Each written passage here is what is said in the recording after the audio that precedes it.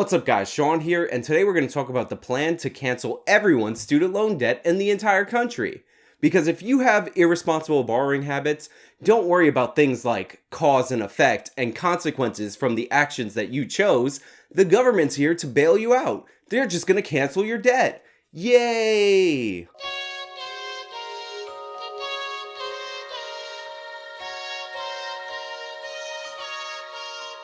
While I was traveling throughout Europe, everyone's favorite Congresswoman, Alexandria Ocasio-Cortez, took a break from posing outside of a chain link fence for Instagram to propose an increase in the salaries for all congressional representatives. My whole side of it is like, it may not be optics, it may not be great optics, it may not like look the best, and in terms of your opponents could use it as exploit it as a political issue, but in substance. I love that whenever she's off script, she just goes into this weird thing where she repeats the same thing over and over again until saying it in another way as if it's something new. It's not good optics. It may not be optically good, but it just doesn't look good, but we should still do it because it's not even a raise, it's a cost of living increase. Now, had I been in the country at the time, I probably would have made a video about this because the sheer sense of entitlement of somebody who already makes $175,000 a year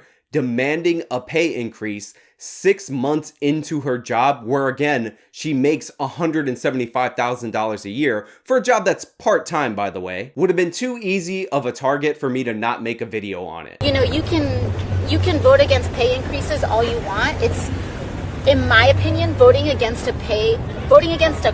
it's not even like a raise, it's a cost of living adjustment. So you can vote against a cost of living adjustment all you want. And her claiming that it's not a raise for Congress, it's just a cost of living increase, you know, because the cost of living in Washington, D.C. and New York in her luxury apartment has gone up so much in the 6 months that she's had to live in that luxury apartment in Washington, D.C. And it may make you look good in the short term for saying, oh, we're not voting for pay increases, but we should be fighting for pay increases for every American worker. We should be fighting for a $15 minimum wage pegged to inflation so that everybody in the United States with a salary, with a wage, gets a cost of living increase. Members of Congress, retail workers, everybody should get cost of living increases to accommodate for the changes in our economy. I also enjoyed the way that she kept randomly bringing up the $15 minimum wage when discussing her voting for herself to get a pay increase. Because in case it wasn't completely obvious, this isn't the brightest person in the history of the halls of Congress. Because when she doesn't have her script or somebody in her ear telling her what to say, she comes off as intelligent as any automated system you might find in customer service. But my absolute favorite part of her argument of why she should get a pay increase after only being in this part-time Congress job for 6 months was her argument that it would help stem corruption. That a $4,500 increase in her personal salary and the personal salaries of every congressional representative would somehow limit the pressure to enrich yourself on the back end. And then when we don't do that, it only increases the pressure on members to exploit loopholes, like insider trading loopholes, to make it on the back end. So do you think there's a tendency? Of course, this comes from the same political party that told us that the $1,000 that the average American got from the Trump tax cuts were peanuts and they wouldn't make a difference in their lives, but somehow giving her an extra $4,500 and all representatives in Congress an extra $4,500 a year would prevent them from doing corruption, even though we have a Congress full of people who somehow become millionaires clearly through their corruption, and $4,500 compared to increasing your net worth by the million is actually peanuts.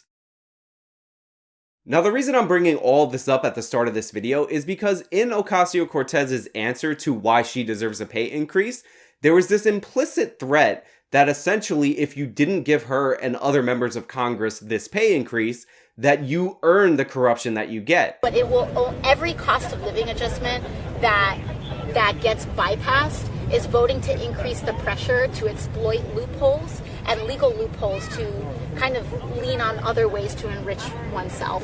And that brings us to this brand new plan courtesy of Bernie Sanders, Ilhan Omar, and Alexandria Ocasio-Cortez to cancel everybody's student loan debt. Hi everyone, I'm so excited here today. What a beautiful day to liberate ourselves from student debt.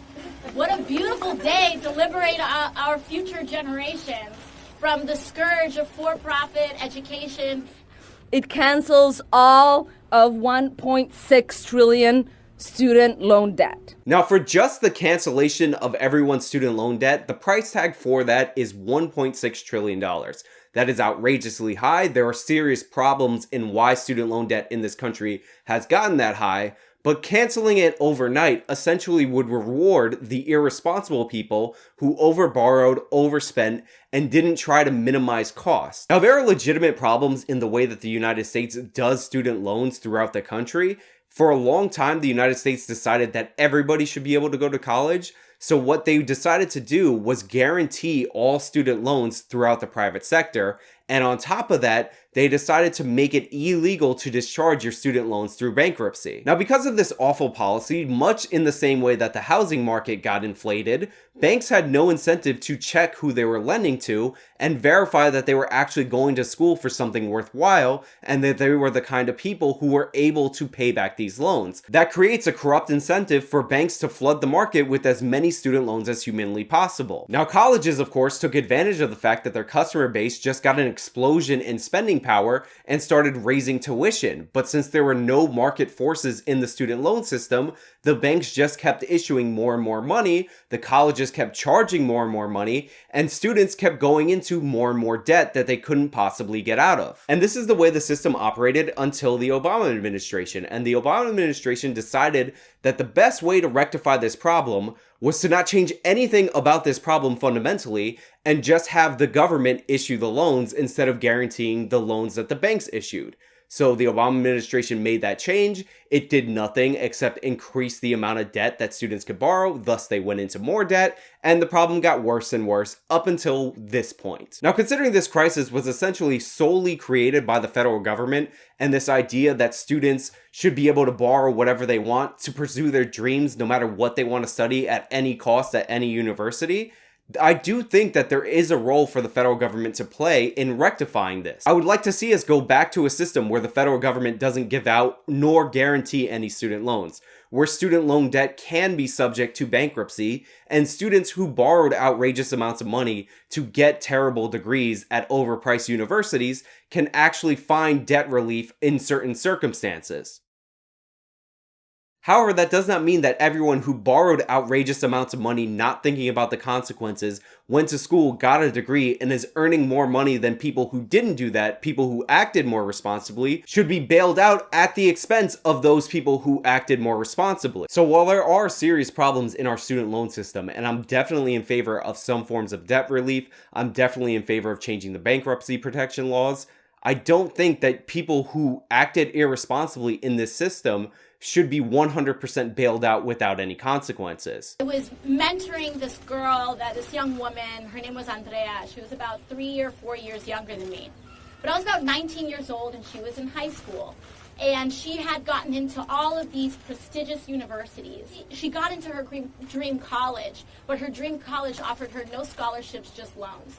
And she truly felt, at 16, 17 years old, she felt that the decision of college was so important that she felt that she needed to consider taking on $250,000 worth of debt. Ocasio-Cortez references this woman that she knows who borrowed $250,000 to pursue her dream at a school. Nobody told that woman to do that. Nobody told any of these people to borrow all that money. They could have found less expensive alternatives instead of borrowing all that money, living it up in college for 4 years or 6 years more likely, because most people don't graduate on time, and then deciding after they graduate or after they're done with school that they should be able to shift their burden, their good time, their college experience that they needed to have so much onto the taxpayer. Because now what you're saying is, to all the people who made responsible decisions based on their knowledge of how the system worked and either didn't go to college or went to less expensive colleges, that they should be punished and they should subsidize the irresponsible people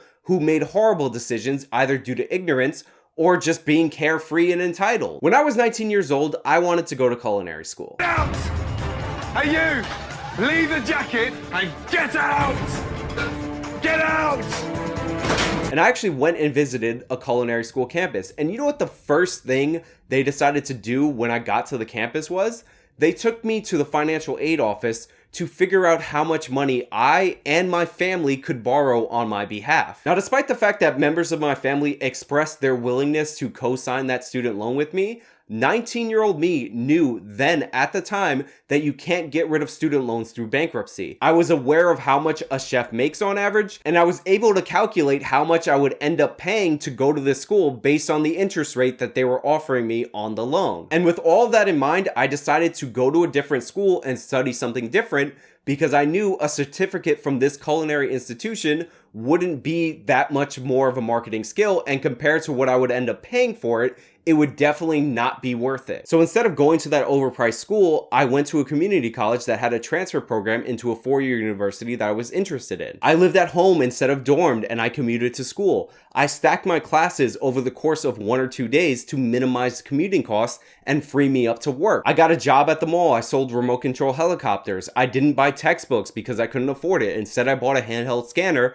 and scanned the books from the library or scanned books from friends. Rather than borrow money, I took semesters off when I couldn't afford to pay tuition. There was a point where I broke my ankle and lost my job, and I couldn't afford to go back to school. Instead of borrowing money, I got better and looked for another job. When I transferred to the 4-year university, I did the same thing. I got a job as an editor in the graduate department of the school. Because although I was studying criminal justice at a university known for the study of criminal justice, I felt like video editing might be a more marketable skill. And look at me now, I'm on YouTube. Now, in the end, I didn't graduate college completely debt-free. I did end up borrowing $2,000, but $2,000 in student loan debt was a number that I could definitely live with. But the only reason I was able to keep that number low is because I knew what was going on around me and I was making informed choices about my future. Now, I made every responsible choice I could possibly make in order to get my degree with minimal student loan debt, and the idea that I should be somehow responsible for people who acted irresponsibly, people who went to more expensive schools, people who borrowed extra money so that they could dorm at these more expensive schools, or people that I knew that borrowed extra money so that they could live in a fancy Manhattan apartment while they were going to these expensive schools, is ridiculous. Now, people are giving Alexandria Ocasio-Cortez a lot of credit for talking about how she herself is in student loan debt from going to Boston College. To be completely honest, I will disclose my personal stake in this fight because I have student loans too. And how she's so much more relatable because she's not only proposing a piece of legislation to help students, but it would actually help her personally. Now, where I come from, that's called corruption. I have no sympathy for Alexandria Ocasio-Cortez. She went to Boston College. You know how much tuition and board costs at Boston College? $69,000. Now that's $69,000 today. I'm going to be generous and say that when she went 10 years ago, it was $10,000 less and price it at $59,000 for tuition, room, and board. $59,000 per year to study international relations and economics, 2 skills that left Ocasio-Cortez so marketable, she got an amazing job as a waitress. Now, over the course of 4 years, that's over $200,000. Now, I don't know if that's what Ocasio-Cortez actually ended up paying. I don't know if that's what she ended up borrowing. But my point is, it's way too much money, especially when you live in New York and you could have went to a school in the SUNY or CUNY system. For instance, my university literally cost me 10 times less than the price of going to Boston College. Nobody told her to go to Boston College, a private university out of state, to get her degree in worthlessness. Ocasio-Cortez decided on her own to overpay and go to that private institution, and then parlayed that into a job that doesn't require a degree of any kind. So funny, a year ago, I was waiting tables in a restaurant, and it was literally easier for me to become the youngest woman in American history elected to Congress than it is to pay off my student loan debt. So that should tell you everything. I find it really strange that somebody who considers themselves a socialist wouldn't go to the state or city-run university, which was a much cheaper option. And now that she went to the private university, is unhappy with the amount of money that she borrowed, expects us to bail her out. And worse than that, is actually proposing legislation that would give herself a huge financial kickback. The answer is no. Like I assume most of you, make nowhere near the kind of money that Ocasio-Cortez makes on the back of the taxpayers being a member of Congress. I didn't go to a fancy school like Boston College, and had I been dumb enough to make the decision to borrow all of that money and not get any marketable skills to go there, I wouldn't expect people who didn't go to those schools, who didn't make those mistakes, to bail me out. People who have 4-year degrees are statistically way better off than those who don't. And the irony in what all these socialists have come to propose is that it's a giant wealth transfer from the poor and working class to the middle class and upper middle class. Anyway, that's all I really have for you guys today. Let me know what you think about this cancellation of student loan debt in the comments down below. If you like this video, then show me by leaving a like, subscribe for more content, follow me on all my social medias. This has been me talking about canceling all student loan debt. Till next time.